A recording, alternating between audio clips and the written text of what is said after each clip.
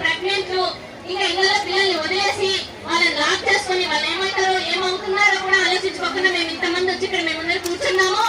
మీరు మా యొక్క తీర్చాలని తీర్చాలనుకుంటున్నారో వాటిని మాకు మీరు ఒక పేపర్ మీద మాకు ఇచ్చి మాకు ఒక భరోసాని కల్పించి మమ్మల్ని ఈ ఉద్యోగంలోనే రూరల్ మేము ఎన్నో కార్పొరేట్ హాస్పిటల్లో కావచ్చు, గవర్నమెంట్ హాస్పిటల్లో స్టాఫ్ నర్సెస్ గా కావచ్చు, అందరూ ఉద్యోగాలు చేస్తూ వాటిని రిజైన్ చేసి రూరల్లో మారుమూల ప్రాంతాల్లో ఎవరైతే ఉన్నారో వాళ్ళ యొక్క అనారోగ్య స్థితిని ముందుగానే గుర్తించి హై రిస్క్ కి వెళ్లకుండా వాళ్ళని రెఫరెన్స్ సిస్టమ్ తో ఫాలో అప్ చేస్తూ ఈవెన్ ఆల్ వర్క్స్ ఎవరైతే ఏ వర్క్ చేయకుండా ఉన్నారో అన్ని వర్క్స్ సిహెచ్ వల్లే చేయాలి.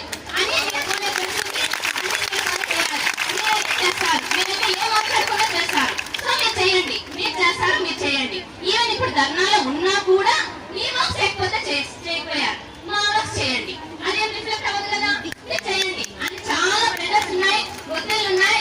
ఎఫ్ఆర్ఎస్ చేస్తున్నారు మిడిల్ డేస్ లో. ఎందుకు వేస్తున్నారు ఎఫ్ఆర్ఎస్ వేయకండి.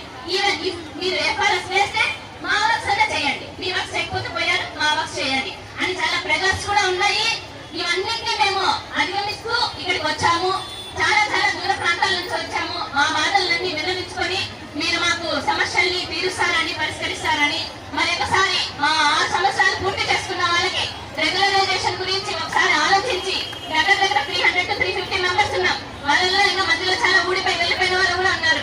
సో మమ్మల్ని అందరినీ ఒకసారి గుర్తించి మమ్మల్ని రెగ్యులరైజ్ చేస్తూ మరియు 23% హైక్ వేతన సవరణ మాకు ఏ విధంగా అయితే జీతం తగ్గిపోయిందో దాన్ని కూడా అట్లనే కంటిన్యూ చేస్తూ ఎన్హెచ్ఎం ఉద్యోగులకు ఎవరికైతే ఇచ్చారో హైక్ మమ్మల్ని ఎందుకు పక్కన పెట్టారు